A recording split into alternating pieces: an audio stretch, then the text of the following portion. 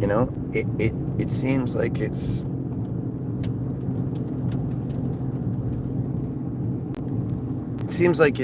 just it doesn't make any sense. I mean, listen, it's 2025. Like, this is the part of the they have us so divided and stupid thing that we're, the price is then paid. Right? So all of you know, good old voters and Christians and Jays and all of you good people who do as you're supposed to do. Are you cool with it? Like, are you cool with hurricanes destroying people's livelihoods? Are you cool with, these fires, these wildfires?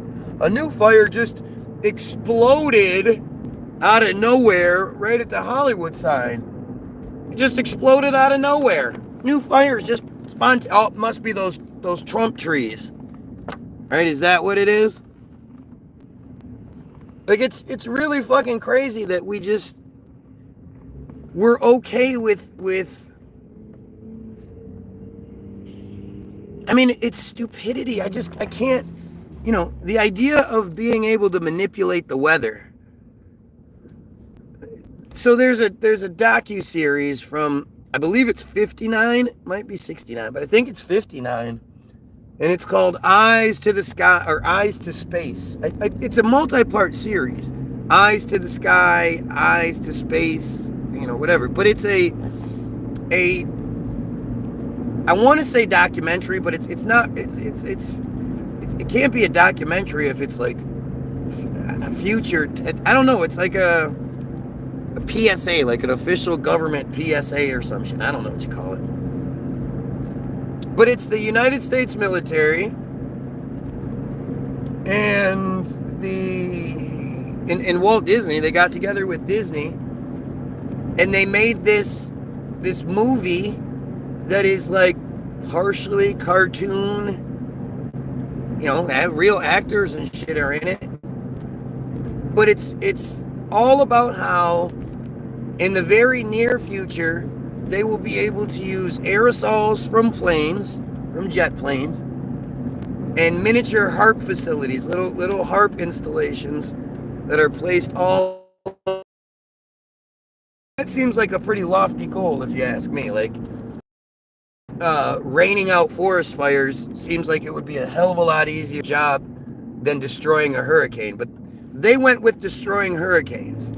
That was their sales pitch. And they flat out said, within the next few years, we should be able to do this, no problem. And they have this whole scenario set up where the jets go out, they lay down the aerosols to facilitate whatever they need it to do. I'm not really sure how it works.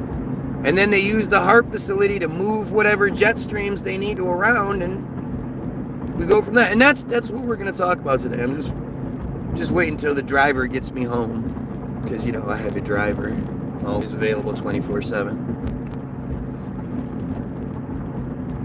That's what we're going to do today. We're going to look up chemtrails, HAARP, all that kind of stuff. We're going to see if we can't, I guess, it's always interesting to me how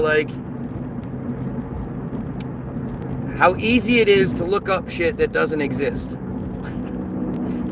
How easy it is to look up, oh, that's just a conspiracy theory stuff. I always find it strange. The dude, it was rigged on the Mac. Yep. I don't know what that thing cued me in. Whatever that, I don't know what that means. I don't know where he got it from. I don't even know how to decipher it. But I appreciate it. And I appreciate you.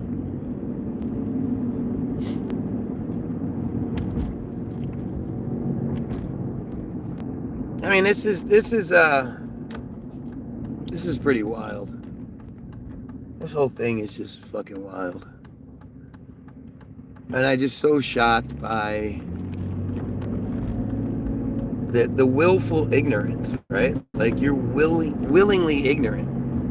Ice me in the desert and tell me the game is rigged. I still don't know what that means. Ice me in the desert and then tell me the game was rigged. It's okay. I don't need to know. I don't need to. It's fine. But it's like what's cool is, I've been screaming chemtrails for almost 20 years. And 20 years ago, nobody knew what the fuck you were talking about. Chemtrails? What's that? Nowadays, people like my mother-in-law know what chemtrails are. Whether people believe it or not, they at least know the terminology. And that's a start. That's how things start. I say that saying because you ever had your government try to kill you in the desert over dope and oil? No, I haven't. Well, I mean, yes, I guess I'm currently living that. I'm just not in the desert. I'm sure the government is trying to kill me for one reason or another.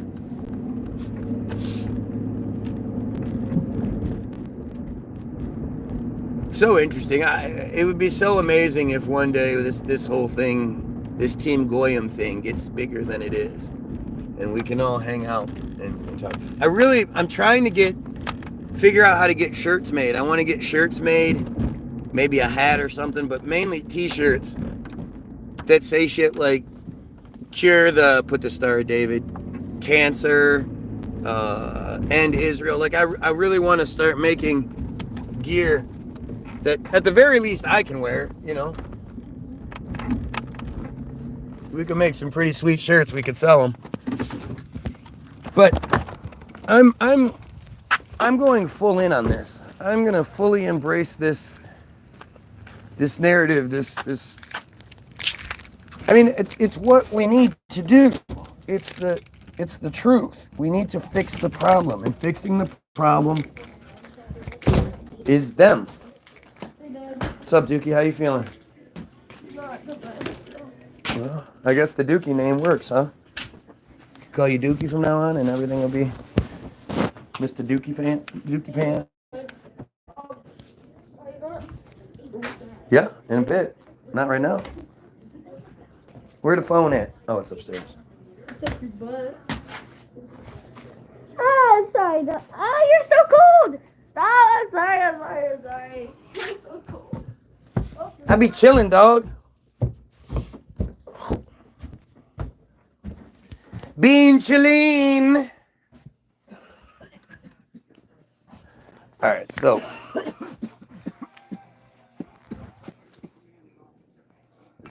let's do the darn thing, shall we?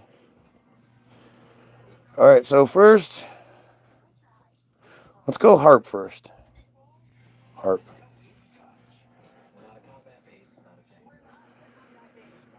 All right. The totally not real, totally conspiracy theory thing called HAARP is an acronym for High Frequency Active Auroral Research Program. HAARP is a University of Alaska Fairbanks program which researches the ionosphere. Of course, its research is in something you have to trust exists, right? Because you personally, you'll never experience the ionosphere. You have no idea what the ionosphere is and all that shit. And the craziest part is, if you ask me, HAARP only works on a not round Earth, on a domed globe, on a domed, mostly flat structure. Now, interesting. G.I. Joe made a movie. I was an asshat half the time, but that was a wholesome moment with your family, ma'am. I've misjudged you. You But you are, yeah, I am definitely batshit crazy. It's what happens when you read a lot, I guess. Um. Anyway, GI Joe made this video, this straight to DVD movie once, and it was that uh, Cobra had infiltrated HAARP, literally HAARP. I mean, it's fucking crazy. Like they even show like a picture of it, and what they would do is they would shoot energy up into the air. It would hit the atmosphere and it would disperse, and then it would come back together over the point where they wanted it to come down, and it would rain down fucking energy. Boom, boom, boom. No, I get it. That's G.I. Joe. That's stupid, right? But where did they get that idea from? If yesterday was 61, then I'll adjust it. I don't care. That's how much that trivial shit just doesn't matter. If it needs adjusting, it will be. But that kind of stuff doesn't matter. Glad you're paying attention, though. And thank you for proving the point that if I do mess something up, you guys will say something. So it pretty much goes to show you that if they're not telling me what I'm wrong about, it's because I'm not wrong. If I'm wrong, they'll point it out. They have no problem with that. It's just they don't really have too much to point out most of the time. All right.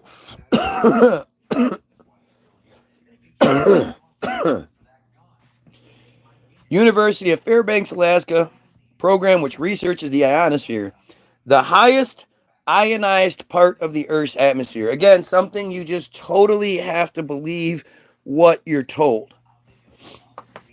What's with these California wildfires? Exactly. That's why we're talking about this. Oh, I'm in an argument right now. Because they're allowing it to happen. That's why I'm literally talking about HAARP. Because it's 2025. They should absolutely be able to spray a bunch of shit in the sky. You know, well, I would think they would have to use HAARP first. I would think they would have to move whatever jet stream they need to move into place first. And then they could spray the shit out of things and make it, you know, make it eyes to the sky. And then they could make it rain, right? Let's see. See if I can. This person, I had a friend post, why do people live in places where there's always wildfires, there's always hurricanes? Like, what the fuck is wrong with people? And this person says, well, California is my home and it's beautiful. It's amazing there. We will rebuild every time. Right? I said, then rebuild at your own expense. Don't risk lives of responders. You sound like a clown. You realize you sound like one of these clowns, right? Rates, you sound. Using our tax dollars you sound. in the form of government aid. You sound like a clown. Rebuild it yourself. So right. I'm gonna live in a hurricane zone, and then every time the hurricane comes every year, that doesn't happen. That doesn't happen. That doesn't happen. People that live in the hurricane places don't get hit every single year by the same. Doesn't happen.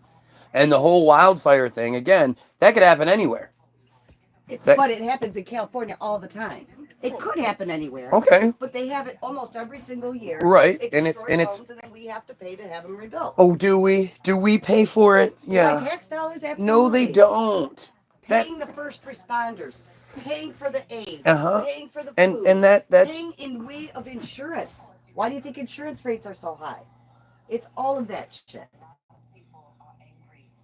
Anyway, that's to me. She sounds like a clown. She sounds like a standard, typical clown, saying things like, "Well, so everybody should what? Live in Michigan because we don't get fires. We don't get tornadoes very often here. So anybody who lives where tornadoes are, they shouldn't get any help. Anybody who lives down south where if you're on any coast whatsoever and a hurricane hits, well, you shouldn't have lived there." And then if there's a really bad windstorm and you live in a place where it's windy a lot, well, don't live there. And then if lightning hits your house because you live in a place where there's a lot of lightning. About occasional natural weather disasters. You are No, talking I'm not. about I'm it. talking about places where the shit happens. You all think the time. California is like this small place where the same place catches on fire all the time. It doesn't. These things are happening all over the place. And what's more important, again, while you're sitting here arguing over electric cars versus gas powered cars, I'm asking where the water cars are. While you're talking about, well, we shouldn't have to pay, and the first responders and our insurance rates and all that, just nonsense. All shit that literally doesn't have to be what it is. You know, insurance rates don't have to go up because of shit that happens in California. First responders and shit, I mean, that's what their job is. That's what their job is. Their job is to risk their lives. See, one of the things that I've personally noticed, right? So the only thing my wife will watch is Ion TV. Everything else is stupid. Nothing else, because it's not on cable. Everything else is terrible. We can't watch anything else but Ion. The same fucking stupid fucking episodes over and over again. And she insists that they're not murder shows. They're funny and they're just so well written and they're just so funny and they're just so good. I've noticed since my wife has been doing this now for many years, she is completely brainwashed by this whole police thing. No, I'm not. Yeah, you are. No, I'm not. I still don't like cops, but I don't believe that they are all bad. That's all I. That's not what you say. You argue damn near every single thing on every single time. But the thing like with the whole wildfire shit, why is somebody gonna why don't you say why doesn't the government fucking do what they can do? Why do we deal with this? To live there. People chose to live there. You're just ridiculous. So California nobody should live anywhere in California because this giant state has wildfires in it. No, the places where they occur regularly. Northern California hardly ever gets wildfires. They get wildfires all the time. Nowhere near. They get wildfires all the time. All the fucking time. And a lot of times it's not natural. A lot of times it's because some dumbass throws their cigarette out the window or whatever it is. But to say that people shouldn't live in a place because things might happen there, like that's just insane. My wife literally every single day complains about how cold it is. She hates it here. She hates it here. She hates it here. Well, I guess we shouldn't live here either. Where is that one place where we should all live? I bet you if you were like, I'm gonna go live in the mountains. I'm gonna go live in on the East Coast in the fuck, what are they called? I'm gonna go live where the hurricane hit the mountains. Well, are they supposed to be like, well, that hurricane did hit that mountain region that one time? No, that's not what I'm talking about. I specifically said that. I know, but what if it happens again? What if it happens like 3 times? What if things that don't normally happen start happening there? Should everybody then move out because this is the new thing? Florida, where they have 4 hurricanes a year. Are you kidding me? It's fucking stupid. Are you not? I don't think you understand how big these places are. I do understand. So the fact is, like, places that get hit by hurricanes, they usually get hit once every great long time frame. It's a long time between, there are some places that are going to get hit more often than others, no doubt. So then what do you do? Where do you draw that line? I mean, should nobody live in New Orleans because it's below sea level and what happened that one time happened? It could happen again at any time. So when they tell you the ice is too thin, don't go ice fishing. That's not what's happening. On the ice because we're not going to rescue you because we warned you, and those people go out anyways. We should let them die. Fuck yeah, let them die. Fuck yeah. They made a mistake. Let them die. It's not a mistake. It is. It's a mistake. It's a bad choice. It's a mistake. It's a bad choice. And you make lots and lots of bad choices in your life. Doesn't mean you should be punished or not have the same rights that anybody else has because you make certain mistakes. But again, the bigger argument is, why aren't we putting those fires out with the technology we have? They she wants to say this, like look at how her perspective has been turned against her fellow human beings, her brothers and sisters, for living in a place. A lot of those people don't choose to live there. Their parents live there, their family lives there, they were born there, and they acting like once you get to be 30 years old to decide, oh, you know what, I'm going to just move somewhere else. That's hard to do. Once you establish a life, that's hard to do. But so much of what they do will end up having us argue about stupid shit that isn't even, there's no solution there. So the solution is that, again, people don't live in California, or if they do, then they have to do it all by themselves.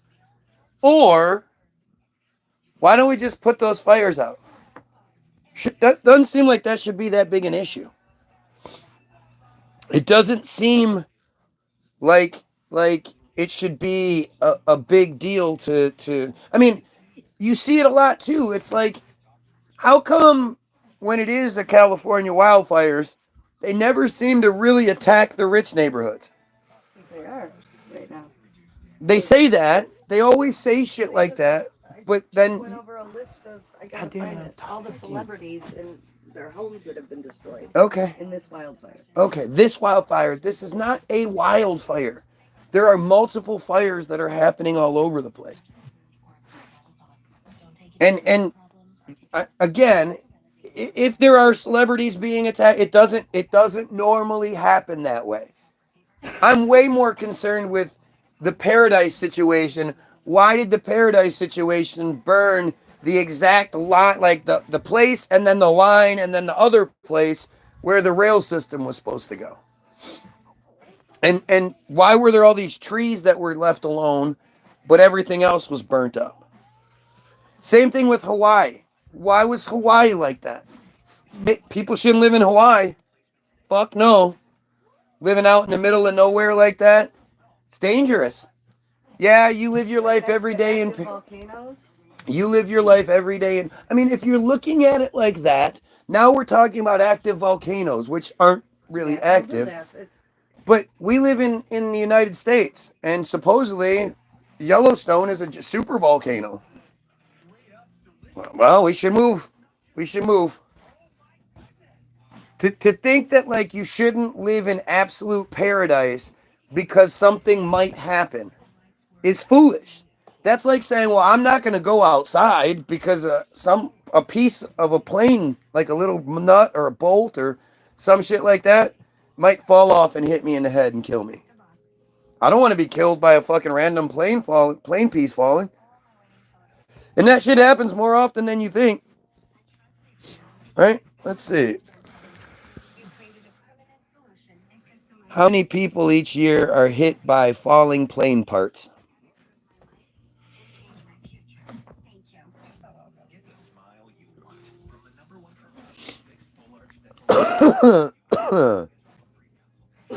In 2022, there were 39 commercial aviation accidents in the world, resulting in 150 onboard fatalities. 58. This is one accident for every... That's not what we're talking about here. By falling plane parts. Concluded in 2008, fatally injured. It's extremely rare.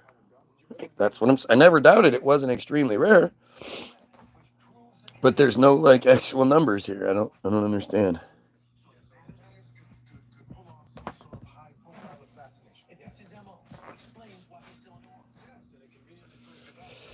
This is weird. Anyway, I guess I'm not going to get that answer. So let's go back to HAARP. Because, again, while you want to say that people shouldn't live in a place or, whatever, we don't need it to be this way. It doesn't need to be like this. Right? It doesn't need to be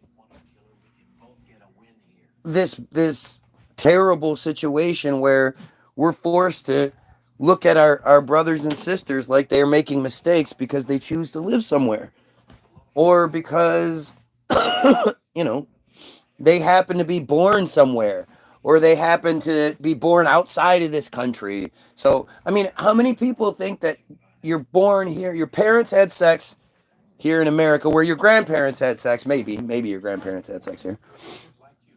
But because your parents had sex here and you were born here, that gives you more rights than somebody born in another place. Like, that shit is so fucking strange. Why would you accept that? Anyway, the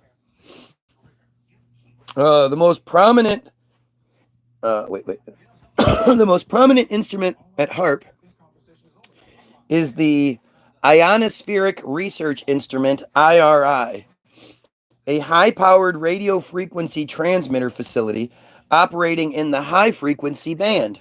Oh yeah, okay. The IRI is used to temporarily excite a limited area of the ionosphere. It excites it. It tickles it. Tickle, tickle, tickle, tickle, tickle. Tickle, tickle, tickle, tickle, tickle. Yep. Yep. You know it. We were up all night. Well, was it just me or was she up too? Doing what? Meth all night. I can't stress this enough. When even if I smoked all the meth, snorted, shot all the meth in the world, right? That doesn't mean HAARP isn't real. That doesn't mean chemtrails aren't real.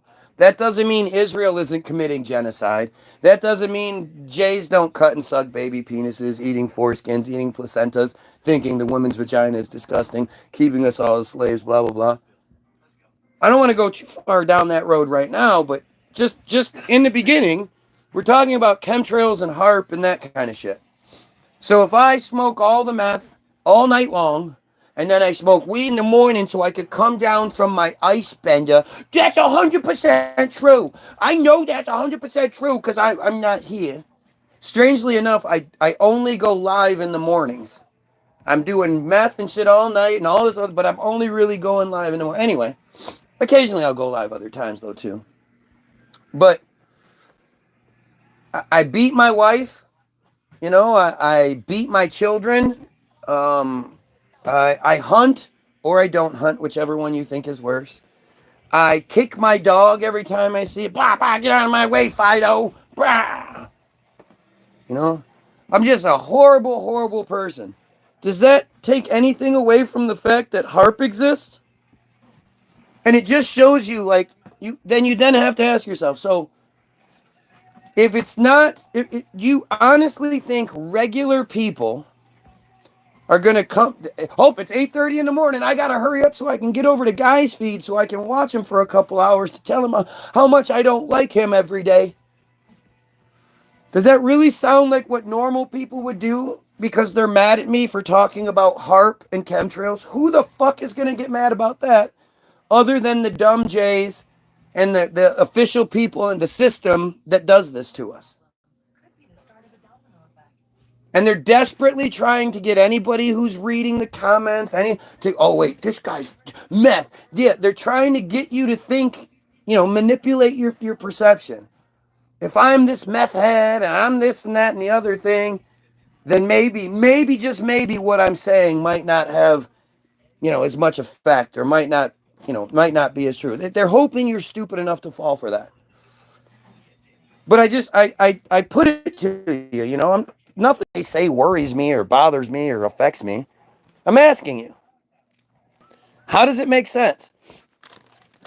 Other than they clearly can't actually argue, debunk, even maintain the regular conversation along these lines. They're basically acknowledging how ignorant and stupid they are. I mean, what else makes sense? Why not just come in and tell me what I'm wrong about? And again, it doesn't seem to matter what it is. It seems like these guys are just mad. If I say we should kill pedos, they disagree. If I say we should cut off the Jays and get rid of Israel, they disagree.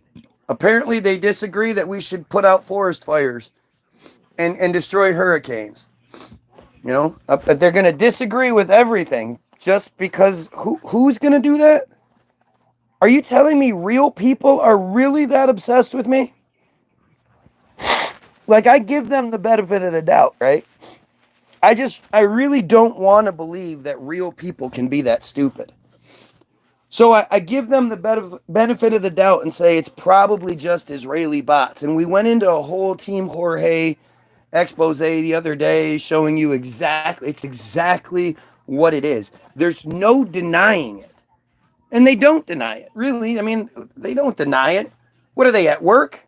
What are they selling cars right now and just sitting there watching Guy Williams every day for 8 hours? I mean, what the fuck are you talking about?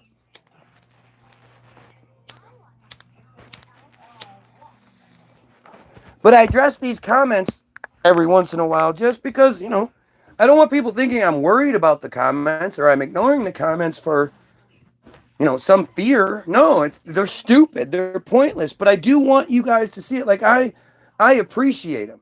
These people are only here because I allow them to be here. If they were saying some horrible secret, something that I wasn't, whatever, I would just block them, right? Why wouldn't I just block them? And it's because they provide this fantastic example of what I'm always talking about. If I was wrong, like I was wrong about the number of this video, it shouldn't be 61, it should be 62, okay. That's how fucking into me they are. They know what number this should be more than I do. Hey, yesterday was 61, dude. This one's supposed to be 62. They'll check me if I make mistakes.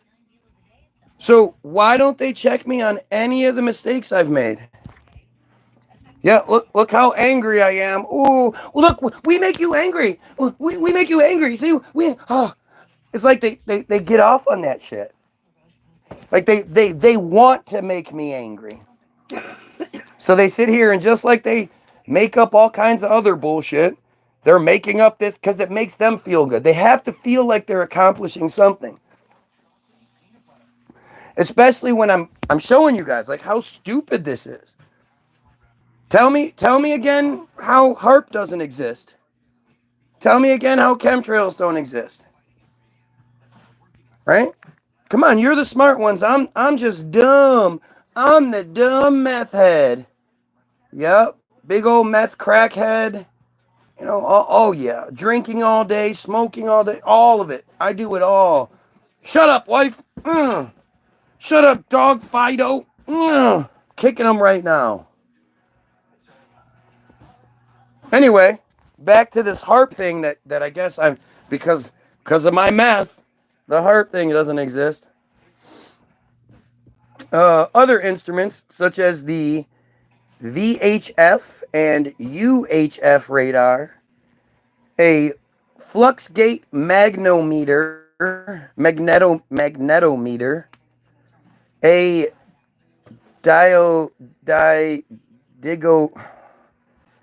digoxonide, an atmospheric sounding device. What does sounding mean? It's going to throw sound up there. And an induction magnetometer are used to study the physical processes that occur in the excited region. Let me ask you this. How many of you care? How many of you are happy to know that millions, billions of dollars a year goes into them studying, supposedly, all they're doing is studying what an excited ionosphere would do. Building these huge facilities all over the world. There are multiple HAARP facilities. HAARP is just the name of this facility. There are many, many HAARP facilities. There's even some that exist on boats. They have giant barges with HAARP facilities on them. But they're just studying excited ions in the atmosphere. People can't eat, There's all this pedo stuff everywhere. There's just countless problems. Homeless people everywhere, blah, blah, blah. But hey, we got millions, billions of dollars to study what excited ions in the ionosphere do.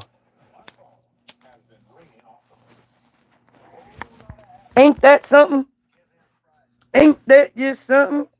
Work on the HAARP facility began in 1993. You guys remember voting on that? Do, exactly. Direct energy weapons. That's what DEW is. Mountain Dew. Direct energy weapons. Began in 1993. Initially, HAARP was jointly funded by the U.S. Air Force, the U.S. Navy, the University of Alaska Fairbanks, and the Defense Advanced Research Projects Agency, DARPA. Gosh, isn't that weird? All they're doing is studying the excited ions in the atmosphere. So why would the Air Force, the Navy, and DARPA be interested? Gosh, that's strange. Do you think we're in the middle of Project Bluebeam? No, not yet. I mean, I wonder if they would. I mean, yeah, they'd still be able to do it. You'd think because so many people know about Project Bluebeam that they wouldn't necessarily be able to pull it off. But the alien invasion Bluebeam aspect was never one that I was real big on. The you know the religious face of whatever region, here we'll see Jesus, over there they'll see Muhammad, in India they'll see like Vishnu or whatever fucking version I don't know what the fuck their version is, but it'll appear in the sky.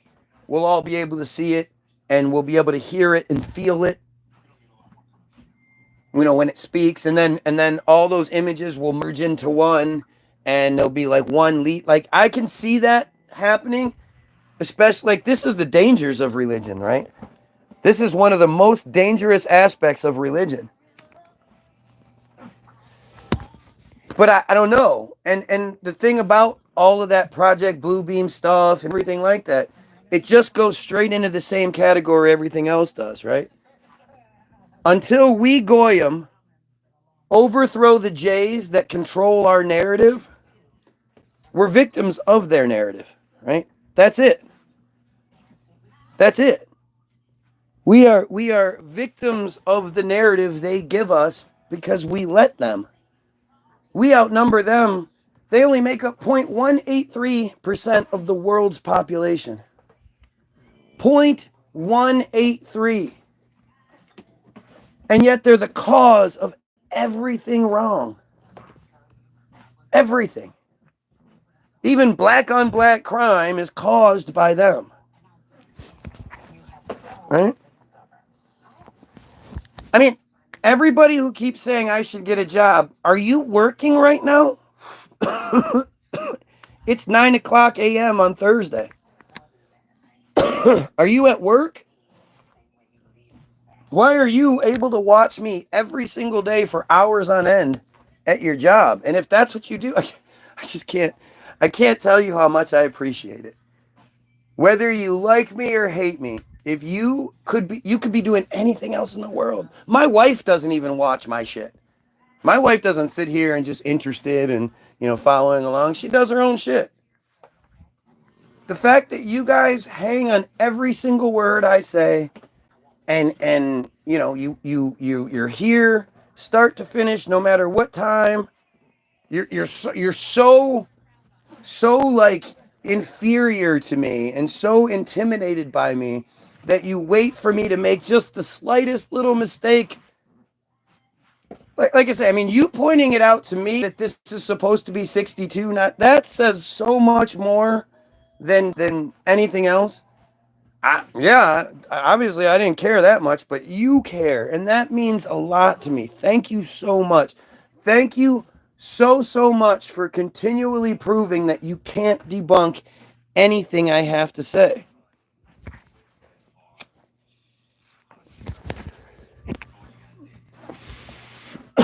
I mean, this day and week and blah blah blah blah blah blah. Sure, whatever. Whether YouTube puts me on your screen or not, truth is sexy. Truth is attractive. Not that you want to fuck it, that it's attractive, that you're drawn to it.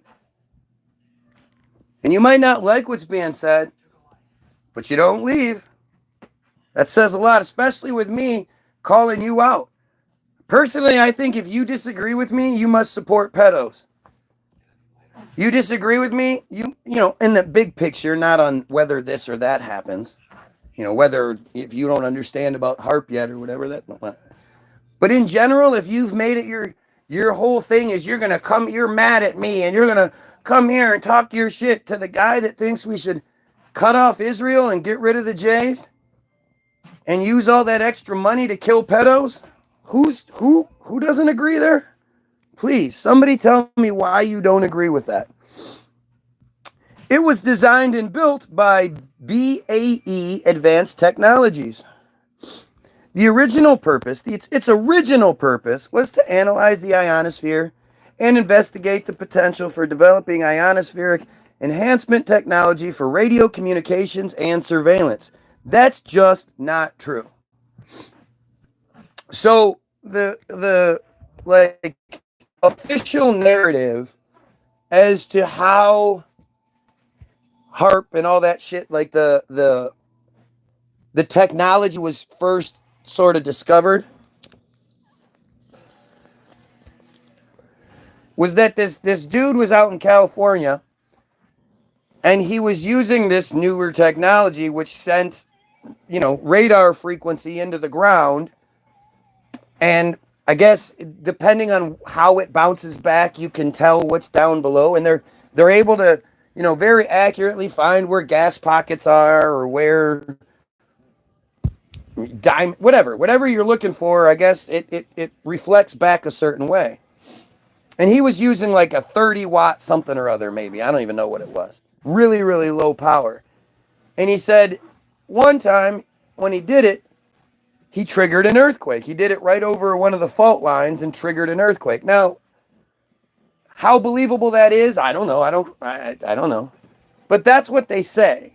And then it's because of that experiment that HAARP became a thing, at least in a chronological sort of sense. Sounds like bullshit to me. When I say it out loud, it sounds like bullshit.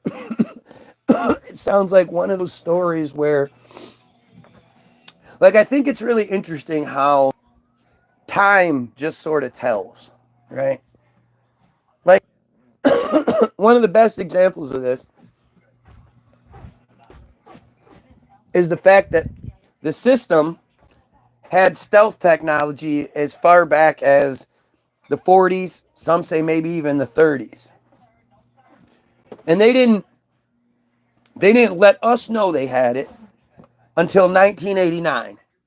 I remember it well, 1989, because I was a little boy. Like, you know, I was watching G.I. Joe and all that shit. And when the news starts talking about this new super sweet, it's all black, it doesn't look like a fucking plane, it's this cool stealth, it's got a cool name, Stealth. It's the stealth fighter. I was like, hell yeah, that's so cool. But common sense says you look at the stealth fighter, and then you look at the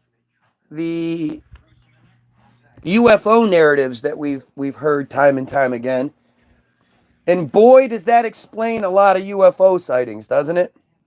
I can tell you one time I was out in front of my house back when I was much more into chemtrails and filming chemtrails. And I was looking up at the sky, and suddenly two like all like look like stealth fighters, two I don't know what you call those, wing fighters, I don't know, but they're that triangle shaped fighters. They just sort of appear and they fly up and they cross over each other and they fly back down, and it's like super fast. It's happening. It's right in front of my face, super fast. I even filmed like a portion of it. I think I was able to get most of it. And you could see like they just sort of appear. They leave a big chemtrail and it goes up. They twist around and then they come back down and then they disappear again. I saw it. You can't tell me I didn't see that. And as far as I know, we don't have jets that can do that. The maneuvers that were made up and then the tight turn that was made, I didn't know. Didn't seem like something we could do, but it was what it was. But just like how the admission of stealth explains a lot of the UFO stuff, it's 2025. You can go to Walmart and buy yourself a drone for, a good drone, $100. What? I don't even know how much drones cost. I don't know. Sorry. But you could go buy a drone really easily. We have access to really good drone technology. So if the Goyim have access to really good drone technology, then what do you think they have? How long do you think they've had it? I love, again, seriously, Team Jorge, you guys are really stupid. This is not a bong. I don't know why I have to keep explaining this. Change the program. Make the program recognize it as a bowl or a pipe. Like, how else can you say that you're a square when you call a pipe a bong? I mean, that's like the people that think that when you smoke, you're all like, "Whoa, man! Oh, man! I'm so hungry, man! Can we get some pizza, man? Oh, man! I can't even think. I'm seeing things, man." Doesn't work that way. Doesn't work that way. Anyway, let's get back to it. Since 2015, it has been operated by the University of Fairbanks, Alaska. I'm supposed to believe that the University of Fairbanks, Alaska has one of the most powerful weapons in the world. It operates one of the more powerful weapons in the world. And I thought that they sold it. I thought in 2018 it was sold. I don't remember. The current working IRI was completed in 2007. Its prime contractor was BAE Systems Advanced Technologies. As of 2008, HAARP had incurred around $250 million in tax-funded construction and operating costs. I mean, literally, like, this is a bunch of antennas. What's $250 million? That's kind of weird.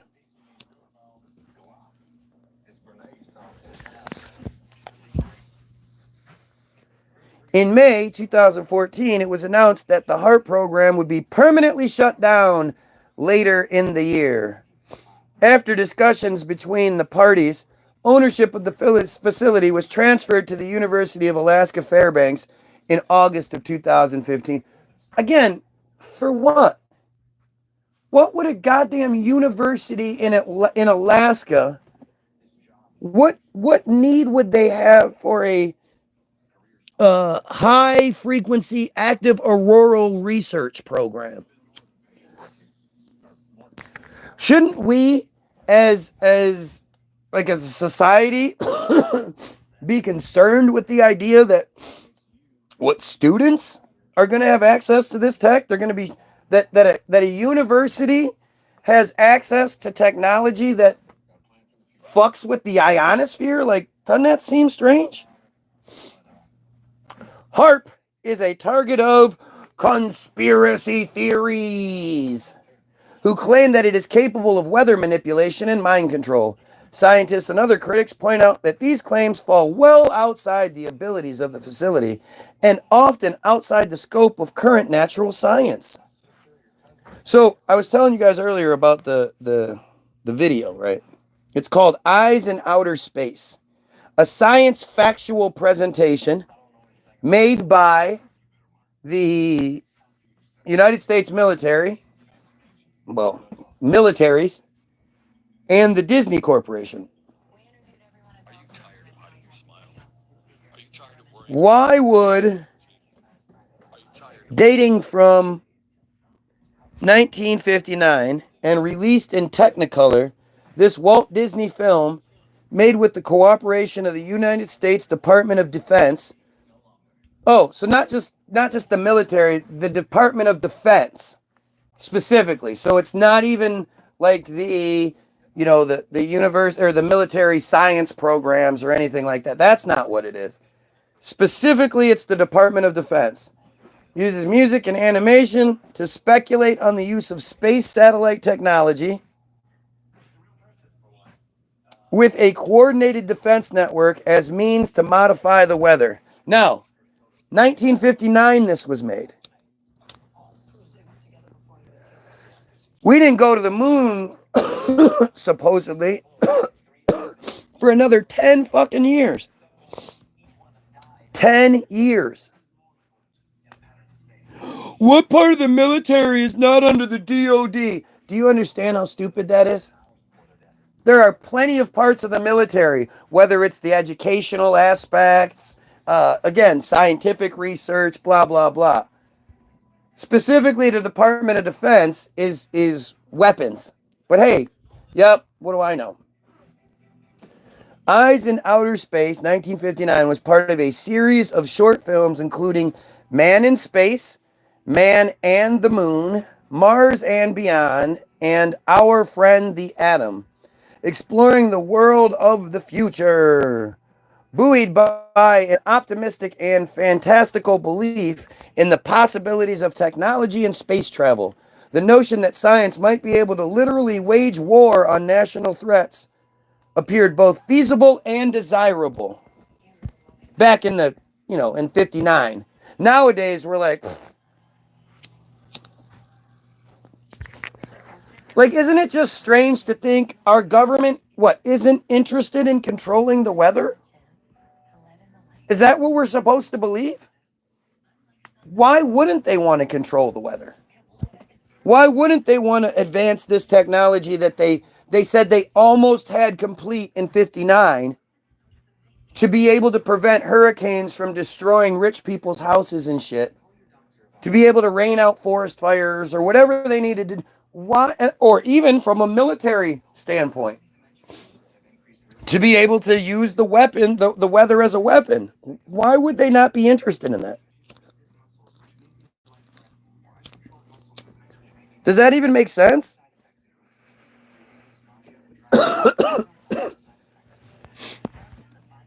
Let's see. To emphasize this point, the film opens with a menacing sequence of natural disasters, from floods and hurricanes to tornadoes and lightning storms, destroying homes and cities. Through the efficiency of rainmaking techniques like cloud seeding, though the efficiency of rainmaking techniques like cloud seeding is debatable. Are we kidding me? Are we still saying that? I mean, I guess this was uploaded 9 years ago or something like that, so it's probably not going to have the most. Cloud seeding? There are literally companies that offer you that to be able to either make it a nice day, guarantee that you can have a nice day for your wedding.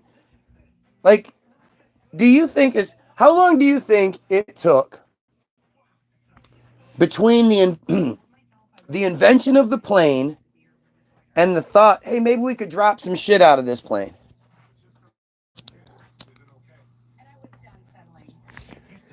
Like, they try to make you think it's stupid to think that the government would want to control the weather, that the government would be able to drop stuff out of planes, that the government would have technology that they don't let us know they have.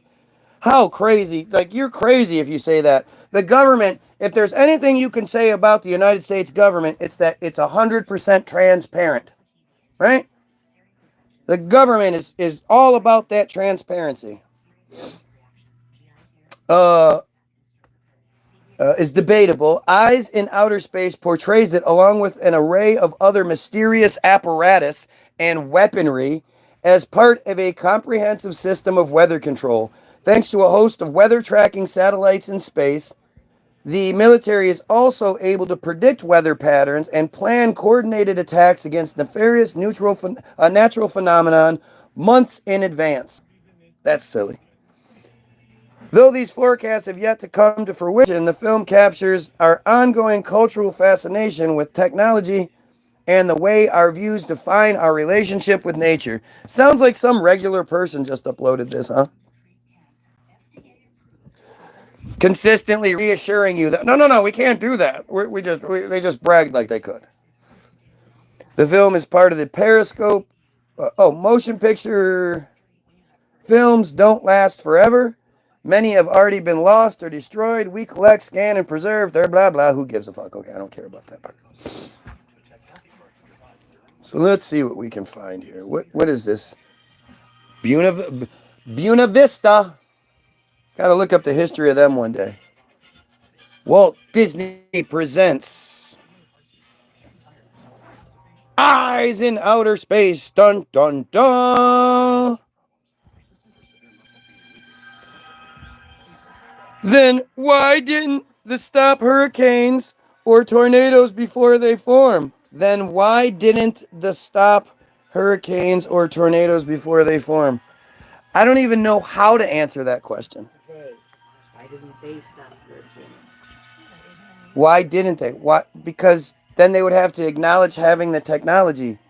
Dum dum. Okay? Given to you by the Army, Navy, Air Force, and DARPA.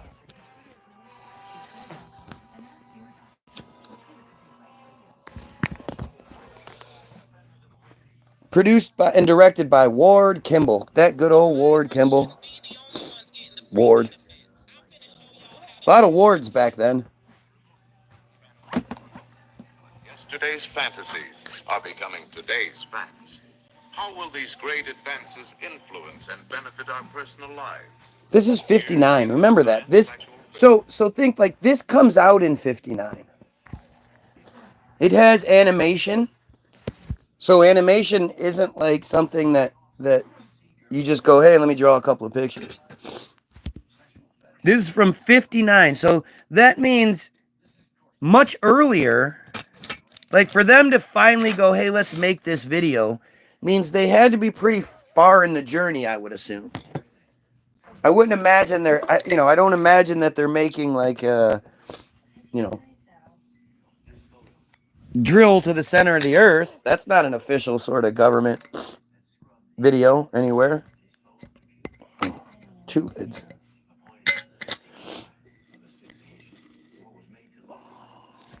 How can you forget about the Jays? They're the worst in the world.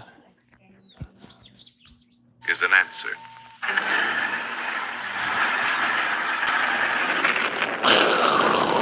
To think that we can make these things in the early 50s. Again, when is this even from? Don't know. But we had this crazy rocket technology in the 50s, and then go look at our fucking cars.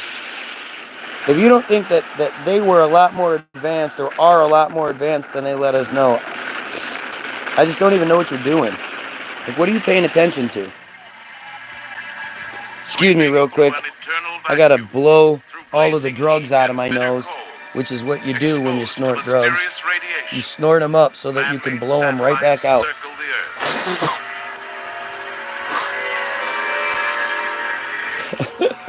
Look at, here we go. Look at these satellites. Boop, boop, boop, boop, boop, boop. They circle the Earth, man-made satellites. Boop, boop, boop, boop, boop. Traveling at fantastic speeds. Fantastic These speeds. eyes in outer space give us knowledge for future exploration, and also vital information that This will is all. lead to a better understanding of one of nature's This is what you're great supposed to forces, know. the weather. The weather.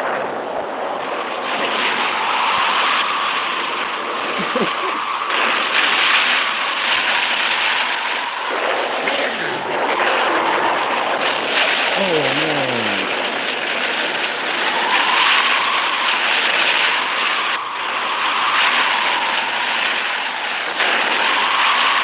They're showing a bunch of disasters right now. That vehicle, that'll set the stage. Every single one of these people shouldn't live there anymore. It's funny because you would With think awesome rich people would be violence and the destruction, loudest in this the argument. weather is one of man's oldest and mightiest adversaries. Weather is there. But in its ever-changing moods, the weather brings us beauty. The weather brings us beauty. Do some push-ups. Can't, sorry. Do you like your dudes more muscly? Is that what you're saying? You like when your guys have more muscles? Maybe they have a clean-shaven face, shorter hair, You know, they're a little more clean cut, maybe a little, probably even a little more like, you know, a little bit more fancy. Is that how you prefer your dudes? I mean, just go watch it. I can't even, I can't show the whole thing because then I'll probably violate some kind of bullshit. But I just highly suggest you look up. Put Eyes in Outer Space Disney into YouTube. It's only 20 minutes, 26 minutes.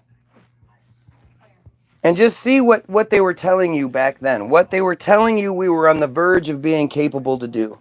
So I'm going to go back to the hit. Now we're at the history point of HAARP. Audio heard from HAARP.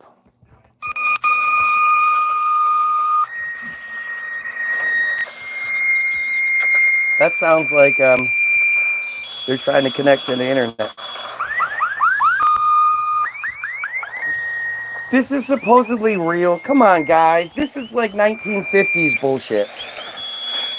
This is not the aliens.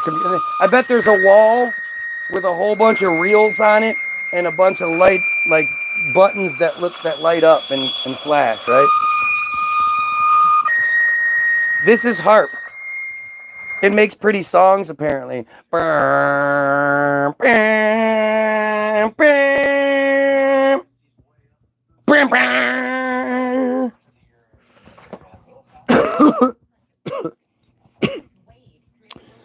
High Frequency Active Auroral Research Program began in 1990.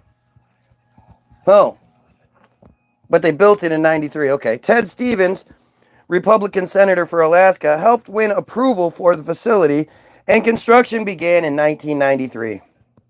I'm sure there's going to give us a lot of really good details about how construction went, especially considering it's a University of Alaska thing now. Anybody should be able to go check it out. I remember when Jesse Ventura tried to go check it out. Former Governor Jesse Ventura, Navy SEAL, blah, blah, blah, Jesse Ventura. It's funny how his show, Conspiracy Theory with Jesse Ventura, wasn't it? Is that what it's called?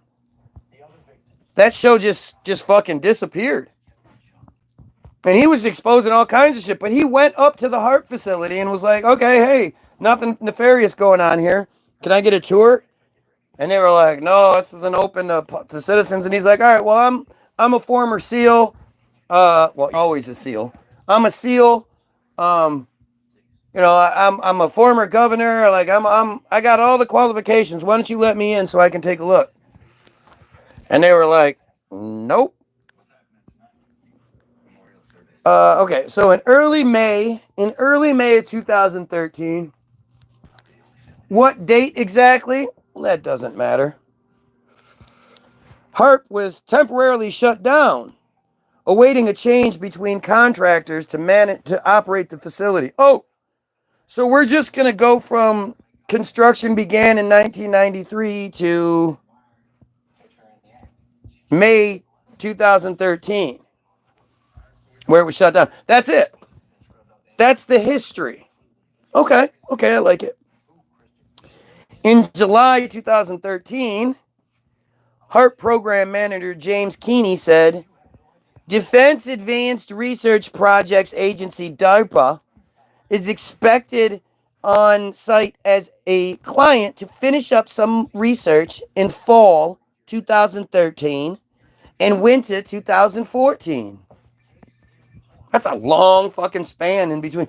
Can you imagine what are these guys doing every day? What do you think these guys do every single day to warrant their exorbitant paychecks? Let's see. The temporary shutdown was described as being due to a contractor regime change. So if it's a temporary shutdown, that means it's always operating? Are they always operating HAARP? Is that what's happening? Hang on. Okay, I tried to fix the comments there. Sorry, they were stuck. I mean, are we serious here? It's always running. Why is it always running? And what are they always doing with this thing?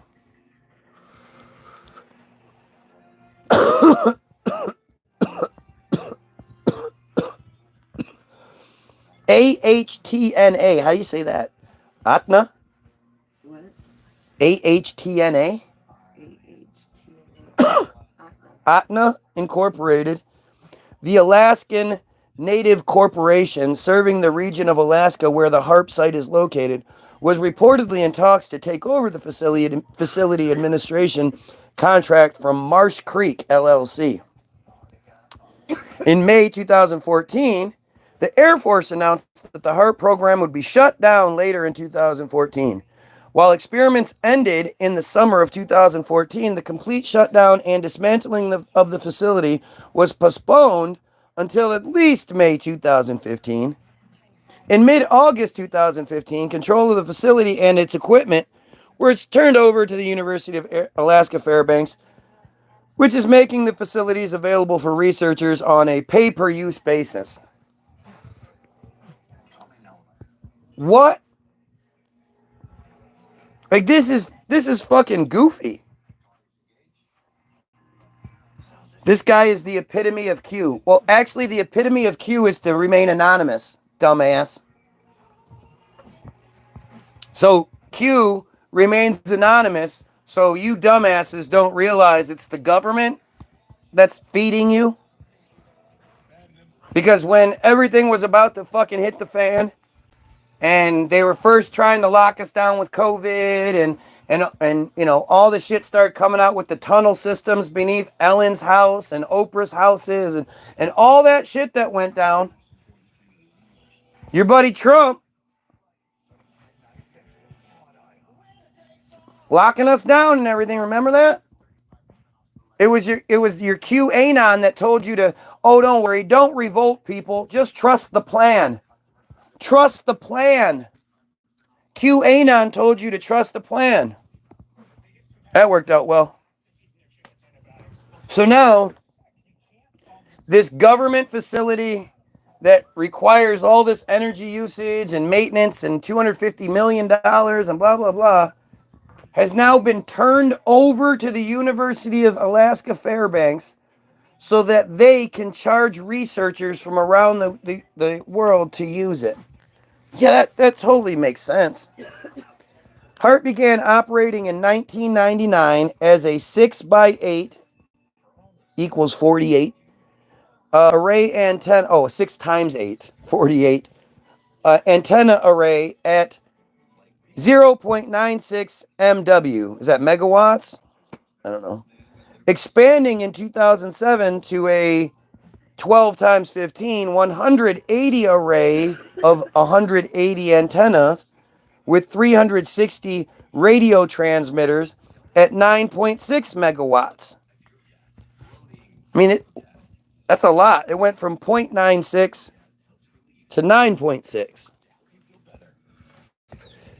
It covers 14 HA. Is that hectares? I don't know. Lowercase, it's lowercase. Let's see. HA is a hectare. Okay. 14 hectares is equal to a square mile with 100 meter sides. That is 10,000 square meters. Equal to an area equal to a square with 100 meter sides. Oh, equal to a square with 100 meter sides. 10,000 square meters. Okay. Near Gakon, about 250 kilometers northwest of Anchorage. That's pretty far. To think, like, how did they even do that? When did they do that? When were they able to build this thing? I mean, isn't there like a really, really short window that's warm so the ground softens so you can put, Depending where you're building it, yeah. Yeah, 250 kilometers northeast of Anchorage. I mean, this is cold to us. This is like a regular day to them. I don't know. Alaska actually has some really beautiful places which don't kind of make sense. Alaska has a lot of green places and whatnot that don't make any sense. But just for a short period of time, though, right? I think. I don't know.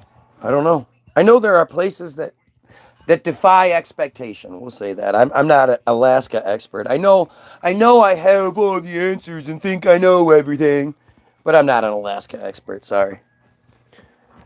Its beam direction is anywhere within 30 degrees of zenith.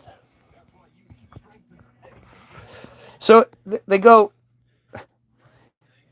It covers 14 hectares of near Gatgon, about 250 kilometers northeast of Anchorage. Its beam direction is anywhere within 30 degrees of zenith.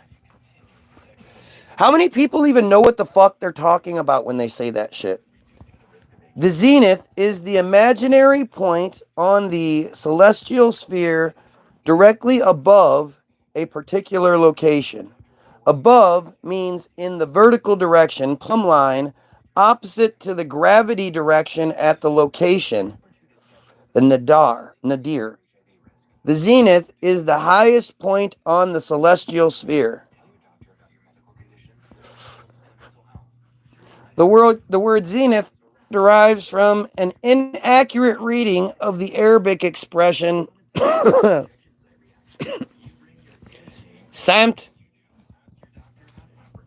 al-ras, meaning direction of the head or path above the head. By medieval Latin scribes in the Middle Ages during the 14th century, the 1300s, possibly through Old Spanish. It was reduced to Semet direction and written as Senit, Senit, the M being misread as NI. Through the Old French zenith first appeared in the 17th century. That just doesn't make any sense. It's like how, you'll hear about like the guy that built the tunnels underneath the Thames. There was the Dobb family, and then the one, like the son or something, then just changed his name to Dobbs. Why would he add the S to his name? What's the point? If you're going to change your fucking name, like legally, you're like, yeah, I'd like to change my name. I want to add a letter. It's not much of a change. Anyway.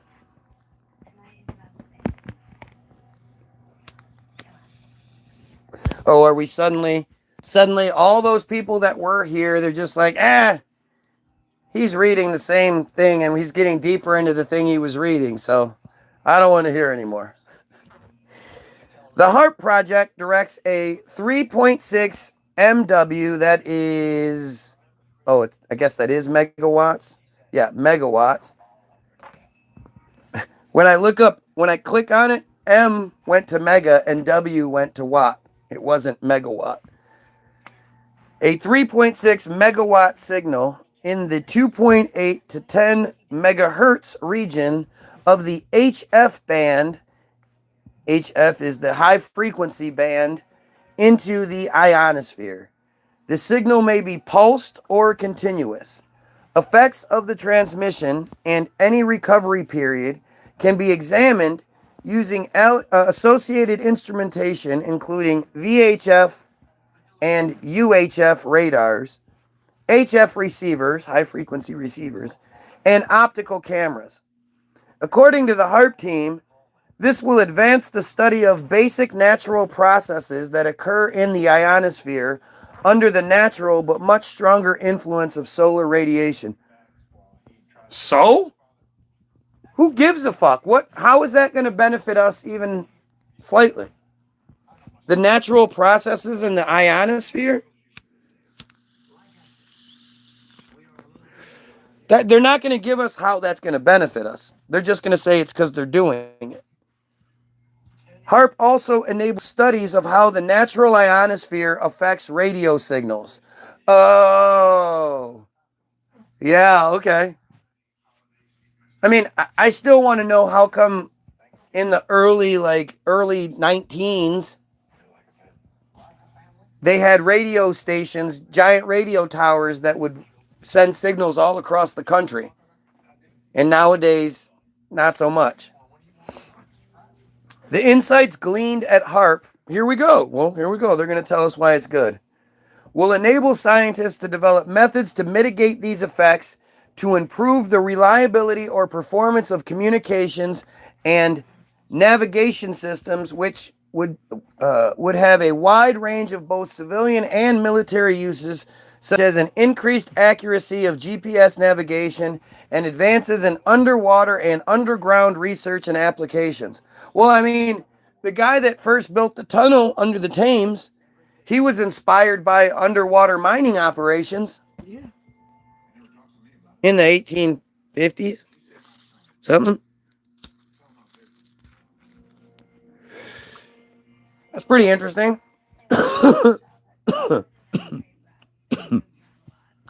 This may, it's funny how, again, none of this is like, we're spending all this money because of this.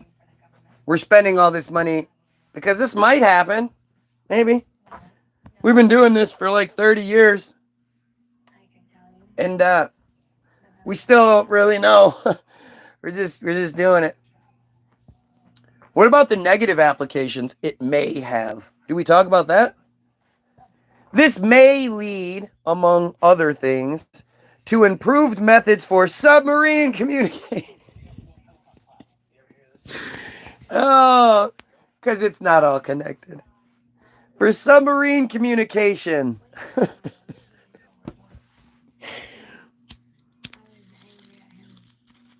How do submarines communicate under? I never even thought about it, really. So now they're able to. I never even thought about this. They're 300 meters below the surface, and they're able to communicate with different bases and shit all over the world. How? Pigeons. The birds used to be fish, right? Pigeons. So they can still talk to the fish. So you tell the fish, they go up, tell the pigeon, and the pigeon flies over, then goes and tells the other fish on the other side. The fish goes down and tells the human. That makes sense. No, We're all fish. That, you know what? That's a better explanation than anyone else will give. No one else will even attempt to explain that or anything like that. But like, that's just crazy. Yeah, no, our big submarines that communicate underwater. Well, they do it because they use HAARP. Because it shoots radio frequencies into the ionosphere. Duh. I mean, pigeons.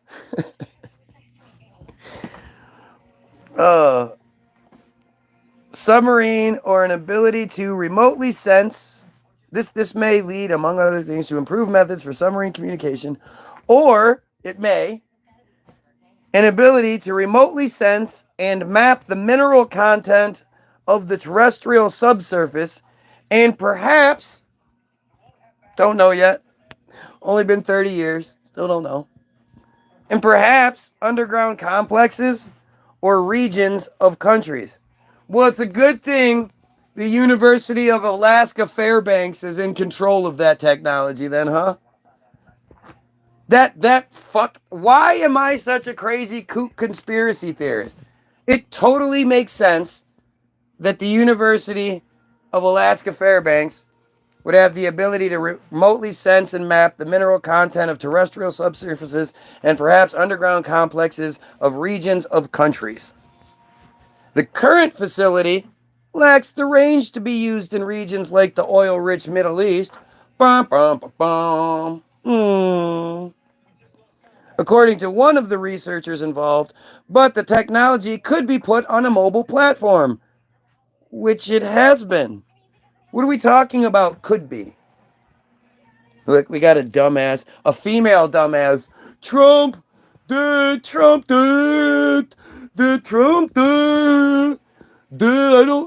I don't know what you're talking about. I'm not smart enough to get in on this conversation, so let's bring it down to my level. Trump did. Hey, tell me something good about Trump. Trump did.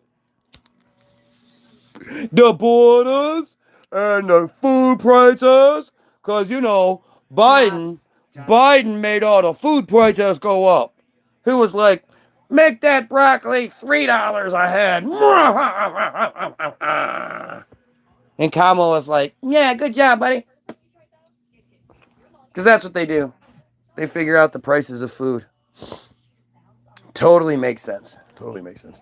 The project was originally funded by the Office of Naval Research and jointly managed by the ONR and, that's the Office of Naval Research, the Air Force Research Laboratory, with principal involvement from the University of Alaska Fairbanks. That's a lot. Other U.S. universities and educational institutions involved in the development of the project and its instruments include Stanford,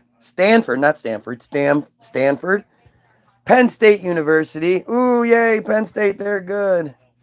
Boston College, UCLA, Clemson, Dartmouth College, Cornell University, Johns Hopkins University, University of Maryland, College Park, University of Massachusetts Amherst, MIT, Polytechnic University of New York University, Virginia Tech, yay, and the University of Tulsa. No one else! The project specifications were developed by the universities who continued to play a major role in the design of the future research efforts.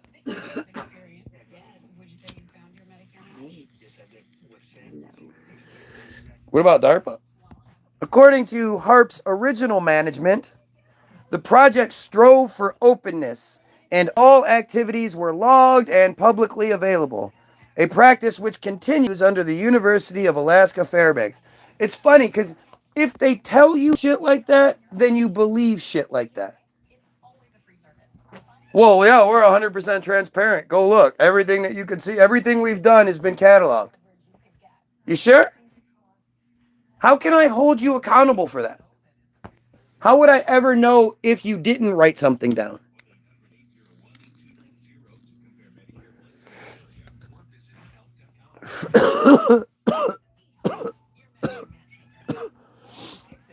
Scientists without security clearances, even foreign nationals, were routinely allowed on site, which also continues today. But not Jesse Ventura.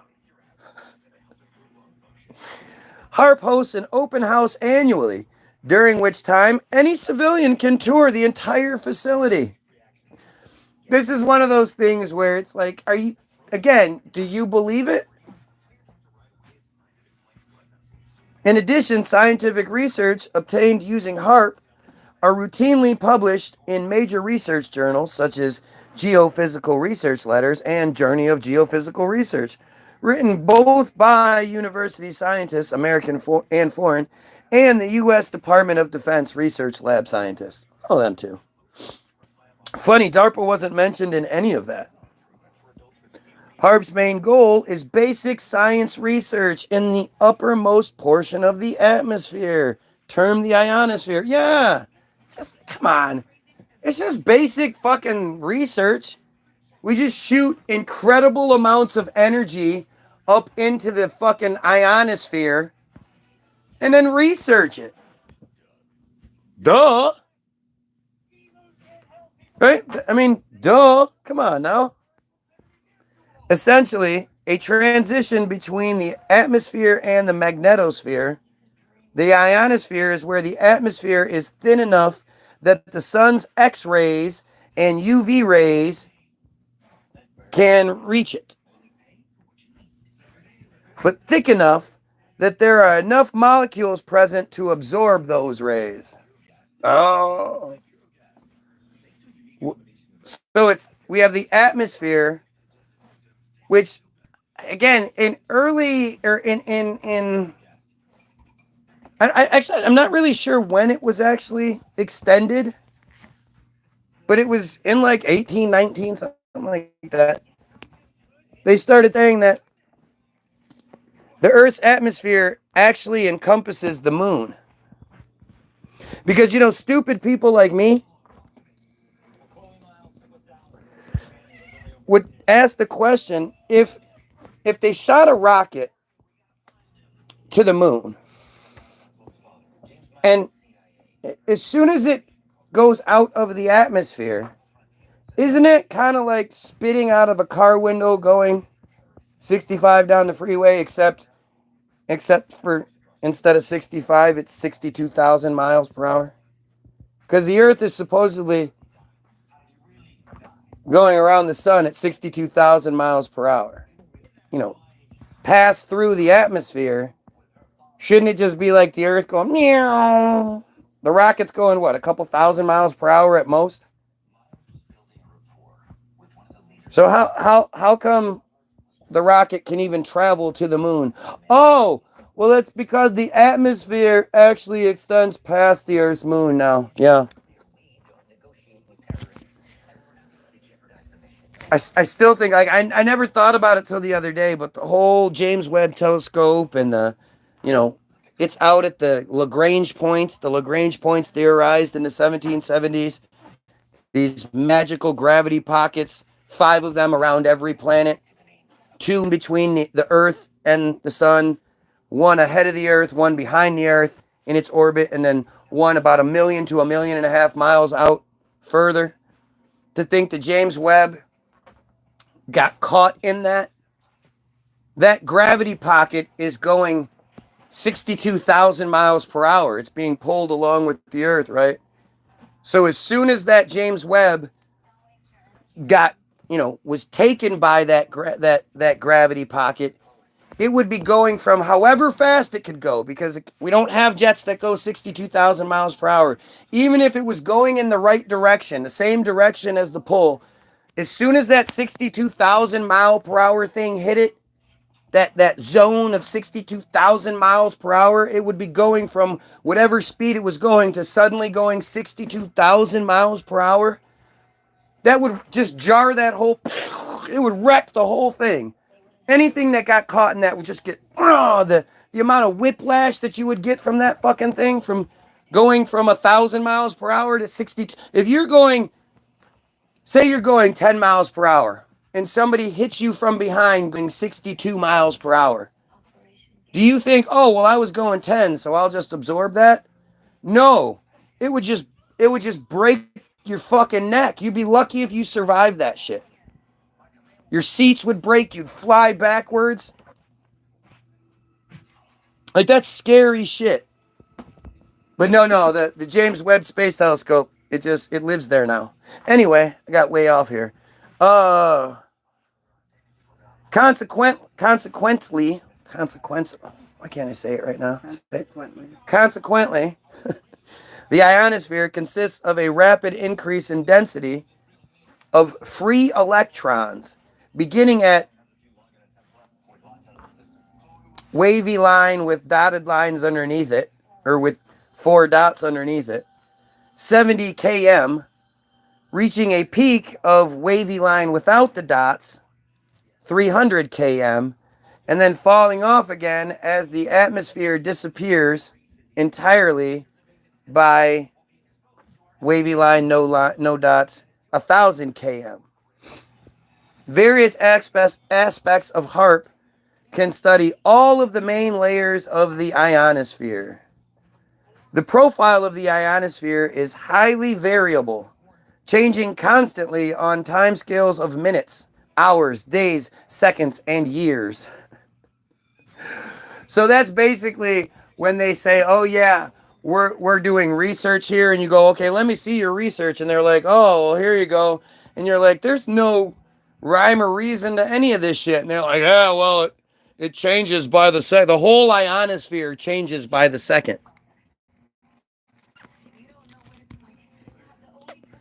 The ionosphere is like 70, and then it's like 120, and then it's like 500, and I don't know what those numbers are, but it is that, and that changes by the second. Various the profile of HAARP is this profile becomes even more complex near Earth's magnetic poles, where the nearly vertical alignment and intensity of Earth's magnetic field can cause physical effects like the aurora. What?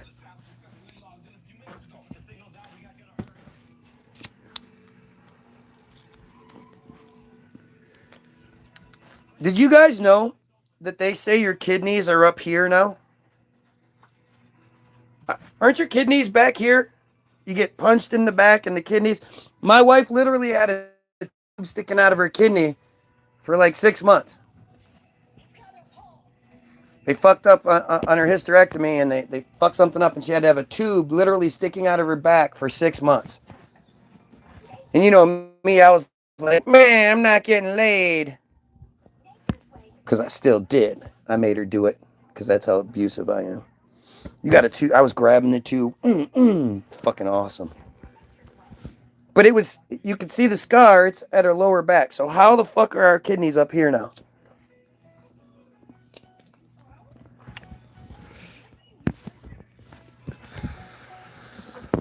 The ionosphere is traditionally very difficult to measure. Oh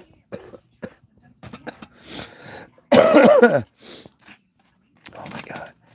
Like, it's just a bunch of built-in excuses for why they don't have consistent research. To cover for the fact that clearly there's nothing else going on here but military bullshit and weather control. Like, I just, why would you think it's anything else? Weaponized bullshit causing earthquakes and shit. You guys don't remember this, but back during that stretch where like there were all these earthquakes happening in like Haiti and South America and all that shit. Remember? And they were just suddenly all and China had them, and Indonesia, we had the tsunamis, we had all that shit, remember? Well, it turned out that people in those regions had filmed northern lights in areas where they had never been filmed before, and then shortly afterward said earthquake would happen or something like that. And the official narrative said that, oh yeah, that sometimes happens when the earth is getting ready to do its earthquaking underneath, and gases are getting released. And these gases that get released because the earth is about to earthquake make the aurora borealis show up. Like, oh yeah, you guys didn't know that? And it's like, yeah, why didn't we know that? If that's real, why don't all of us know that if we see the aurora borealis in the sky in an area where we're not supposed to see it, we should get ready for an earthquake? Why isn't that like an earthquake predictor that we've always heard of? And it's not like it's happened since. It also, there are people that have shown, there are people much smarter than me about this, who have access or know how to access the HAARP records and show that during these times, HAARP is very, very active, firing large amounts of energy into the ionosphere. And it just so happens that there's aurora borealis in areas where it's not supposed to be, and then earthquakes. Boy, is that an interesting coinky-dink. With everything going on, you'd think America is cursed or something. Like it was built on an ancient burial ground. Oh, wait. I mean, it's just a funny thought. It is a funny thought. I agree, and that's it. I don't buy the narrative we're given. I know that in 2025, again, there was so much going on in like 2017, 18, 19, shit like that. Like, you guys just forgot it all. But one of the big things that was happening was all of them, like not all of them, but a bunch of the morgues were getting exposed as not having dealt with the dead bodies properly. And they were finding that these places had all these dead bodies like improperly disposed of.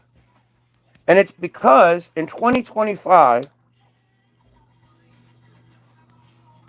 with all our means and technologies and all that shit, we still have a hard time dealing with all the dead bodies. It's a lot. It takes a lot of energy to turn a human body into ash. You don't just throw bodies 3 on top of each other in an oven and just burn them down with some wood. We got some wood. and we got some grass to really get it going, some kindling. You need high energy fire, high heat fire that needs to be fed by chemicals. That's why the whole Holocaust narrative isn't accurate. They couldn't have done it. It's impossible. The records exist showing, supposedly for some reason the Germans kept really good records of all the chemicals they had, and they didn't have the chemicals to explain, justify the claim that all these bodies were burned. It just wasn't. The more accurate claim is they were burning a lot of clothing and old stuff, that especially with the lice infection and the bed bug infestations that they were getting, especially after the Allies destroyed the supply lines. But these aren't narratives that you want to hear, right? We're talking about this stuff. The ionosphere is traditionally very difficult to measure. Balloons cannot reach it because the air is too thin. But satellites cannot orbit there because the air is too thick. Oh, Jesus. Oh, Jesus. Hence, most of the experiments on the ionosphere give only small pieces of information. HAARP approaches the study of the ionosphere by following in the footsteps of an ionospheric heater called Iskat near Tromsø, Norway. Never heard of EISCAT. There, scientists pioneered exploration of the ionosphere by perturbing it with radio waves in the 2 to 10 megahertz range and studying how the ionosphere reacts. I mean, how much would you have to do that? How many experiments would you have to do where you shot the ionosphere with between 2 and 10 megahertz before you had it pretty much figured out? Like, what do you mean? Okay, we're going to shoot it with 2.1. All right. Okay, now we're going to do 2.2. Or are they going like 2.15 or 2.11? Like how you can only have a certain amount of experiments between there before you've done them all. And this is an old thing. This is what inspired HAARP. So this had to be done much earlier, right? HAARP performs the same functions, but with more power and a more flexible and agile high-frequency beam. Flexible beams, agile, yeah, you know what I mean? You've seen how, like, certain beams of light can, like, bend and shit, right? And they go around curves and stuff, right? That's how that works. Some of the main capabilities of HAARP include: 1. Generating very low frequency VLF radio waves by modulated heating of the auroral electrojet. Useful because generating VLF waves originally requires gigantic antennas. Yeah, but what do you need to generate very low frequency waves for? For radio frequencies in the range of 30 to 30 kilohertz, responding to wavelengths from 100 to 10 km, respectively. The band is also known as the myrometer band, or the myrometer wave, as the wavelengths range from only 1 to 10 micrometers, in obsolete metric unit equal to 10 kilometers. Oh yeah, it's an obsolete metric unit. Gotcha. Due to its limited bandwidth, audio voice transmission is highly impractical in this band, and therefore only low frequency data rate coded signals are used. The VLF band is used for a few radio navigation services, government time radio stations broadcasting time signals to set radio clocks, and secure military communication. Dun dun dun! Since VLF waves can penetrate at least 40 meters into salt water, they are used for military communications with submarines. There you go. Okay. Now we get it. So they can go 40 meters into the salt water. Hey, don't the submarines go deeper than that? No. All right. Number 2, generating artificial air glow, which is typically subvisual but routinely detectable. Under certain geophysical conditions and transmitter configurations, it can be bright enough to observe with the unaided eye. So they can create the auroras. See? No.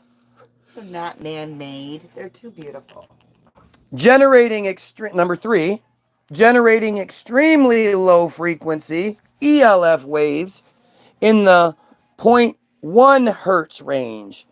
These are next to impossible to produce any other way because the length of an antenna is dictated by the wavelength of the signal it emits or receives.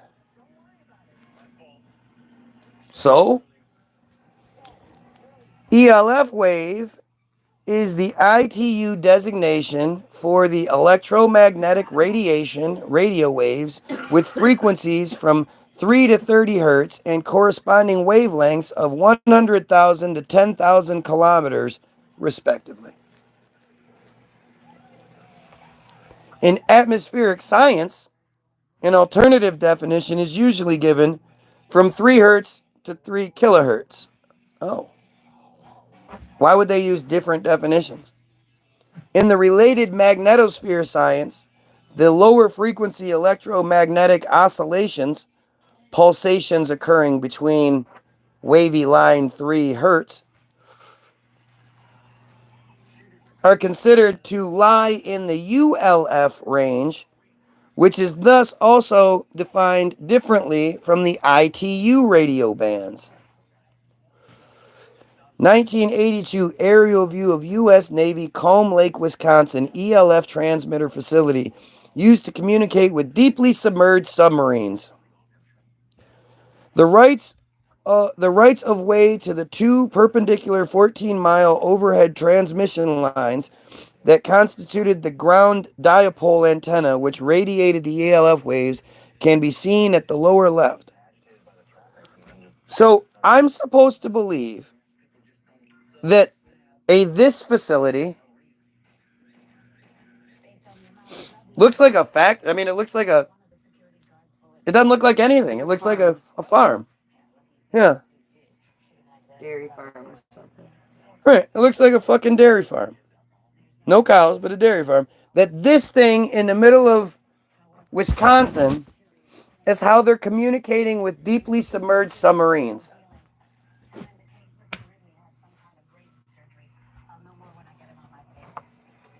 Do you guys get that? Like,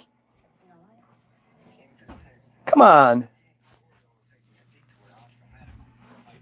How?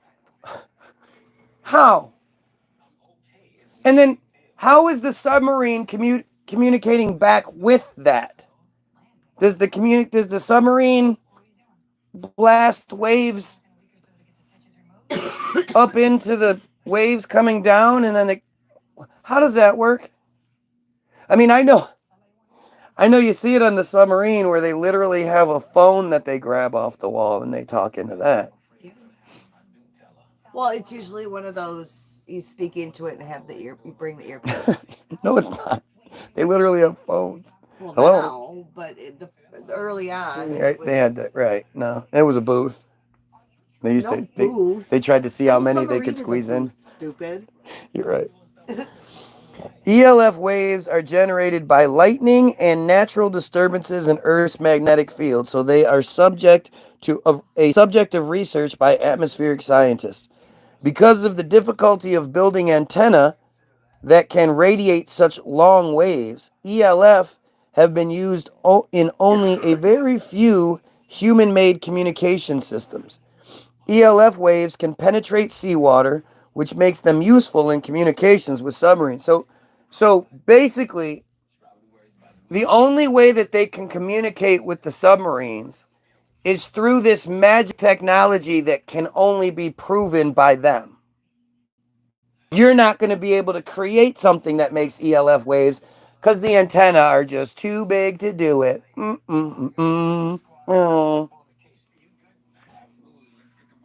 That's how that works, huh? That's fucking crazy.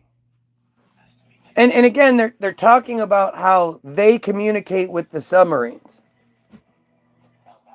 I still don't get how the subs communicate back. You know what it is? Maybe the subs just have a really long line attached. What? That's just dumb. No, like it's that is dumb. It broadcasts into the ocean, tells the fish fish tell the pigeons fly. tell the Yeah, fish gotcha. Yeah, gotcha. Come on. No, I meant with the not with the other submarines, with the ground, with the place in Yes. Wisconsin. Okay, so the fish tell the lizards or the pigeons, and they either fly to the people to Wisconsin, or walk to them. right?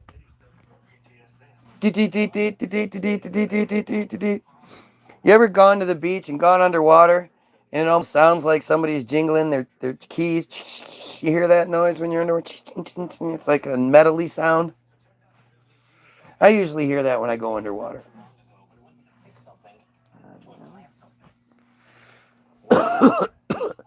Must be the ELF waves. And to think like, okay, no, stupid. So they're shooting them up and they bounce it off. So they're able to pinpoint and calculate from Wisconsin. They can shoot it up into the ionosphere. It then shoots it. It angles back down and hits the submarine. That's the lengths they have to go to communicate with the submarine. But the submarine can just communicate back. Submarine doesn't need to make big ELF wave fucking generators shooting it off the ionosphere. Submarine tells the fish, fish tell the pigeons, pigeons tell the people. Gotcha.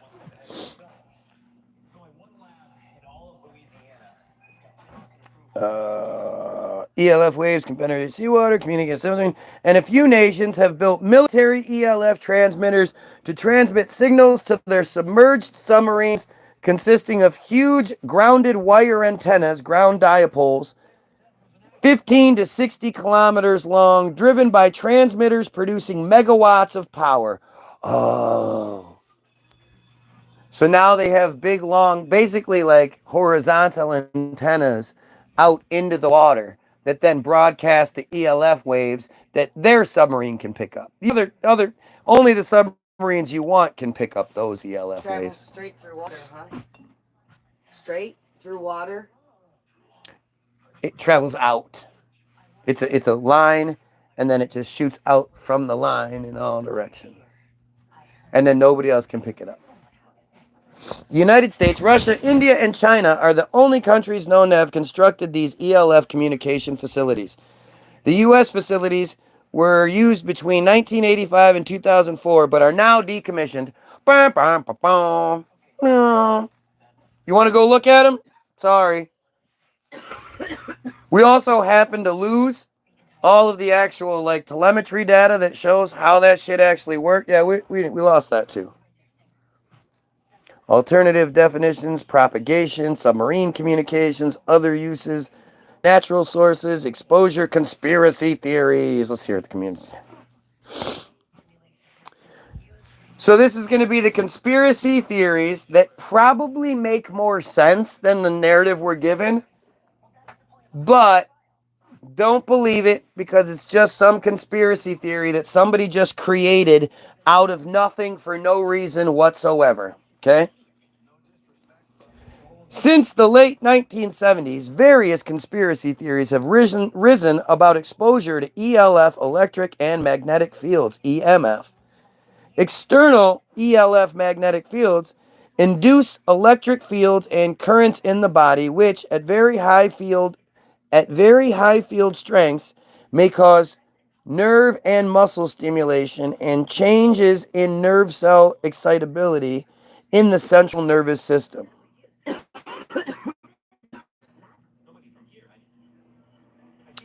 That's not the conspiracy theory. That's them saying that the conspiracy theory is based on the fact that this can do that. So what's the conspiracy theory? ELF at human perceptible K, lowercase k, uppercase v, slash lowercase m levels was said to create an annoying tingling sensation in the areas of the body in contact with clothing, particularly the arms, due to the induction of a surface change by the ELF. Of the volunteers, 7% described the spark discharges as painful when the subject was well insulated and touched a grounded object within a 5 kV/m field, whereas 50% described a similar spark discharge as painful in the 10. What is the conspiracy theory? I mean, are we serious here? This is under the conspiracy theory section, but it's not saying people falsely believe this, that, and the other. It's just saying what this shit is capable of. 50% of the people said they felt a painful discharge. They felt a painful spark from it. What conspiracy theory is that? Leukemia. And now it just goes to a new subject. Leukemia. There is high uncertainty regarding correlations between long-term, low-level exposure to ELF fields and a number of health effects, including leukemia in children. There is high uncertainty? If I told you I was highly uncertain about whether this thing would kill you if you ate it, would you eat it anyway? Nope. I mean, even if it doesn't kill you, if it's like causes debilitating. No, but stomach pain if for I a said day, to you, it doesn't matter. I'm not saying whatever, but if I said to you, here, eat this, and you were like, what is it? And I was like, I don't know, but I'm highly uncertain it'll cause you stomach, whatever. What do you mean highly uncertain? Are you saying you're not sure? Yeah. It could be, could go, we don't know. Seems like you would want them to say it's 100% bullshit that this happens, but in October 2005, WHO, the World Health Organization, convened a task group of scientific experts to assess any risks to health that might exist from exposure to ELF electric and magnetic fields in the frequency range of less than or greater than 0 to 100,000 hertz in regards to childhood leukemia. Listen, I guarantee there are nothing that produces these kind of ELF waves anywhere near any J neighborhoods anywhere in the United States. I guarantee it. Near any J schools, anything like that. I guarantee it. I'm not even like highly uncertain. I guarantee it. The long-term, low-level exposure is evaluated as average exposure to residential power frequency magnetic field above 0.3, 0.4 backwards U with the little thing sticking down, uppercase T, which means Tesla unit. Oh, okay. The Tesla is the unit of magnetic flux density, also called magnetic B field strength, in the International System of Units. Hang on. 1 Tesla is equal to 1 Weber per square meter. The unit was announced during the General Conference of Weights and Measures in 1960 and is named in honor of Serbian-American electrical and mechanical engineer Nikola Tesla upon the proposal of the Slovenian who gives a fuck? And it is estimated that only between 1% and 4% of children live under such conditions. Subsequently, in 2010, pooled analysis of epidemiological evidence supported the hypothesis that exposure to power frequency magnetic fields is related to childhood leukemia. They supported it. No other study has found any evidence to support the hypothesis that ELF exposure is a contributing factor to leukemia in children. No other ones? Well, first of all, even the one that they put out, because when the WHO does it, it's the WHO employees that are doing it. So they're going to come up with whatever answer they want them to come up with. But what they said was that only 1 to 4% of the people lived under the conditions that would cause it.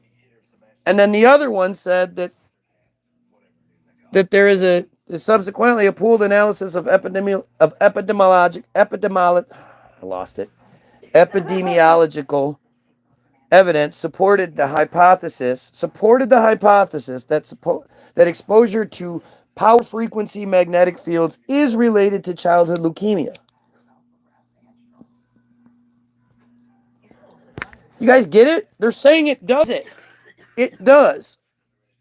A 2014 study estimated the cases of childhood leukemia attributed to exposure to ELF magnetic fields in the European Union, EUTC, assuming that correlations seen in epidemiological studies were causal.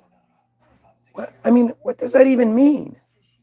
It reported that around 50 to 60 cases of childhood leukemia might be attributed to ELF magnetic fields annually, corresponding to between wavy line 1.5% and wavy line 2% of all incident cases of childhood leukemia occurring in the EU 27 each year. So at least 50 to 60 cases that are being acknowledged. Like, there are lots of kids who have leukemia and don't have the fucking resources to get something done about it. And then how many cases, are we saying that we're studying each one of those cases, to every single leukemia case, to make sure that, no. But even if it's only 50 to 60 per year, that is fucking significant. Again, I guarantee whatever conditions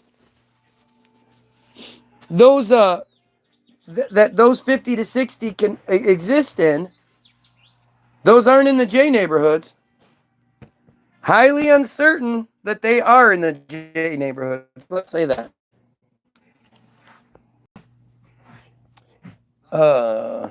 At present, however, ICNIRP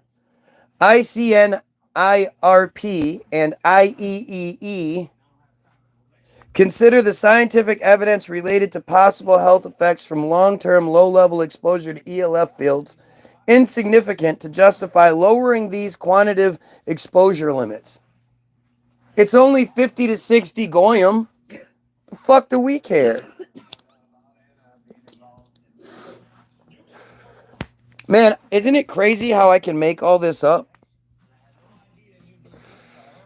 In summary, when all of the studies are evaluated together, the evidence suggesting that EMFs may contribute to an increased risk of cancer is non-existent. How?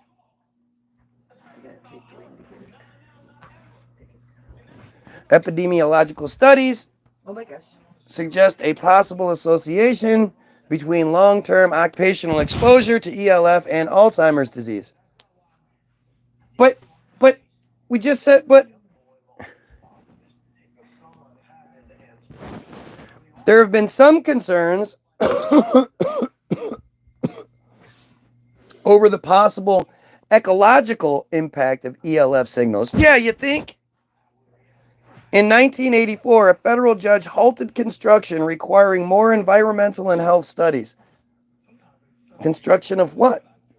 The judgment was overruled by a federal appeals court on the basis that the U.S. Navy claimed to have spent over $25 million studying the effects of electromagnetic fields, with results indicating that they were similar to the effect produced by standard power distribution lines.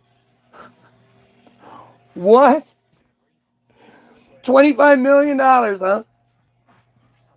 However, during the time that ELF was in use, some Wisconsin politicians, such as Democratic Senator Herb Kohl, Russ Feingold, and Congressman Dave Obey, to call for its closure. What?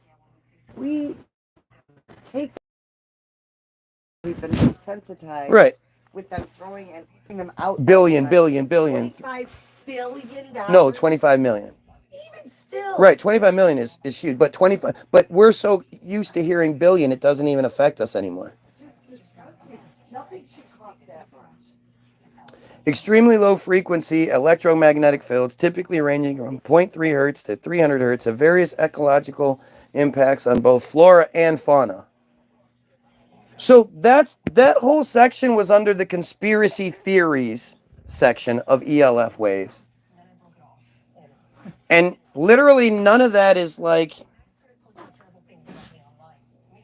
crazy conspiracy. It basically validates all of it. ELF magnetic fields and induce electric fields and currents in the body, which at very high field strengths may cause nerve and muscle stimulation and changes in nerve cell excitability at the central nervous system. You know, that's like the weapon that they have. I wonder what C also says. Ultra low frequency, list of initialisms, infrasound, skin effect, Tacamo, Warden, Clive Tower, Naval Communications Station, Harold H.E. Holt, magnetic pulsations. I want to see if this is Take Charge and Move Out is a U.S. military system of survivable communication links designed to be used in nuclear warfare to maintain communications between decision makers. What about that next rad shit that they use on people? So, let's do the HAARP conspiracy theories. Let's see what it says. HAARP is the subject of numerous conspiracy theories.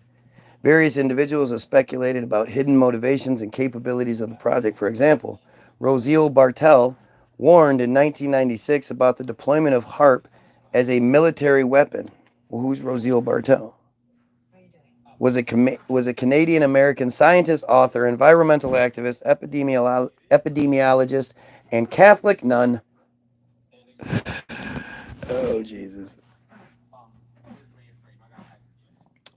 Michael Chozudzki stated in a book published by the Committee on Monetary and Economic Reform that recent scientific evidence suggests that HAARP is fully operational and has the capability of triggering floods, hurricanes, droughts, and earthquakes. Over time, what research? I'd love to know what evidence, what scientific evidence he was talking about. Why is that?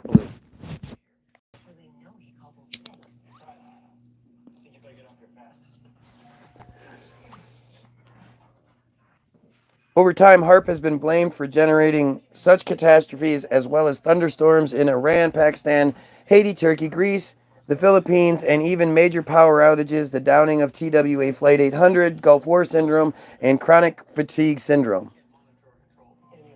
But that's not like denying it. That's just saying what people say. Allegations include the following. Nick Begich Jr., the son of the late U.S. Representative Nick Begich Sr., brother of former U.S. Senator Mark Begich, and retired Alaska State Senator Tom Begich. Yeah, that sounds like he's just a goofy conspiracy theorist with no background and no credibility here. And father of current Representative Nick Begich III, is the co-author of Angels Don't Play This HAARP. He has claimed that the HAARP facility could trigger earthquakes and turn the upper atmosphere into a giant lens so that the sky would literally open to burn. he maintains a website that claims HAARP is a mind control device. Boy, that's a lot of really, really like highly ranking people to be associated with. A Russian military journal wrote that ionospheric testing would trigger a cascade of electrons that could flip the Earth's magnetic poles. That's funny. The Alaska State Legislature and the European Parliament held hearings about HAARP, the later citing environmental concerns. Oh, that's that. Former governor of Minnesota, ex-professional wrestler, they always throw that in there just as like a dig, even though it's true, but it's funny. And never mind, Navy SEAL and documentary maker Jesse Ventura questioned whether the government is using the site to manipulate the weather or to bombard people with mind-controlling radio waves. An Air Force spokeswoman said Ventura made an official request to visit the research station but was rejected. He and his crew showed up at the HAARP anyway and were denied access. But I thought everyone had access. I thought they were full transparency. Isn't that what I said earlier?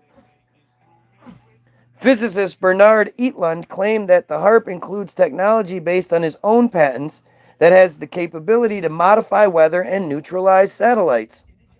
It has been proposed as a cause of low-frequency background hums to be heard in various locales. Considering ELF waves are really hard to make any other way, that's kind of interesting. In 1995, Elizabeth Reh, Finnish member of the European Parliament, tabled a motion for a resolution on the potential use of military-related resources for environmental strategies. The proposal is referred to the Committee of Foreign Affairs, Secretary and Defense Policy for substantive consideration. Magda Elvot, Belgian MEP and president of the Green Group, becomes convinced that HAARP is a secret weapon system. In 1998, the two MEPs, convinced by Begich's theory that HAARP poses a threat to the environment, decided to write a report in which they interviewed only two people, Begich and Rosalie Bartel. I'm sure that was the only two people they could get, right? Or that was the only two people they wanted to get. They didn't probably try to interview a whole bunch of other people and were refused like Jesse Ventura. No, that's probably not it. In 1998, the two MEPs, Begich and Rosalie, head of the Canadian, wait, what the fuck? Only two people. Begich and Rosalie Bartel, head of the Canadian Association, which also supports the conspiracy theory of chemtrails. The invited representatives of the United States and NATO did not respond. So it's not their fault they only interviewed two people. They literally say that, but they don't say that first. It is on the basis of these two testimonies alone in which Begich, I don't know how to say his name, and is described as a doctor without having any qualification, that a report by the European Parliament's Committee on Foreign Affairs, Security and Defense Policy relating to the environment, security, and foreign policy takes up these assertions and adopts a resolution indicating that HAARP, High Frequency Active Auroral Research Project, by virtue of its far-reaching impact on the environment to be a global concern, and the European Parliament calls for its legal, ecological, and ethical implications to be examined by an international independent body before any further research and testing. So why wouldn't that happen? Like, if you have everything on the up and up and you're doing everything right, why not go, yeah, we do that. Everything you can, we're totally transparent. We let Jesse Ventura come in, blah, blah, blah. Like, they're literally telling you. So what they do is they put it under the conspiracy theory perspective, right? If they call it conspiracy theory in the definition aspect, then you go, oh yeah, well all of the real shit, they threw it in there so that anybody that reads it goes, well, it was under the conspiracy theory part. Two Georgia men arrested on drug charges in November 2016 were reportedly plotting domestic terrorism based on conspiracy theories about HAARP. The fuck is this even doing? The County Sheriff's Office said the men possessed a massive arsenal that included AR-15 rifles, Glock handguns, and a Remington rifle and thousands of rounds of ammunition. We never want to ask how these people got these military weapons. According to the police, the men wanted to destroy HAARP because they believe the facility manipulates the weather, controls minds, and even traps the souls of people. Police say the men confessed that God told them to go and blow this machine up and kept souls, so the souls could be released. Again, why not just quell everybody's concerns and let the independent research take place? Why do you just call everybody crazy because they talk about what this thing is fully capable of doing? Stanford University professor Umran Aynan told Popular Science that weather control conspiracy theories were completely uninformed. Yeah, if you got your shit from the U.S. military, don't fucking blame us. Explaining that there is absolutely nothing we can do to disturb the Earth's weather systems. Are you fucking serious? In the early 1900s, there was a guy, I think his last name's Meyer, Meyer. He was hired by the county of San Diego to make it rain because he had a proven track record of being able to make it rain. And he accidentally made it go too much, so much so that there was a huge flood, a flood unlike ever seen before or since in San Diego. But yeah, no, it's just completely unfounded. It's like when you had George Bush talking about we had, I don't think anybody ever thought about somebody using a plane to crash into a building, and then you see their like security report front page, the cover of it has a plane going into the Trade Center at the exact point where like it's just so stupid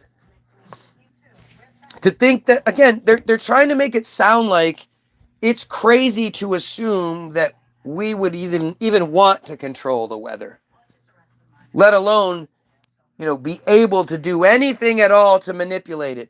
We just have this whole facility that basically says it can do it, but it's only to research the excitable ions in the ionosphere.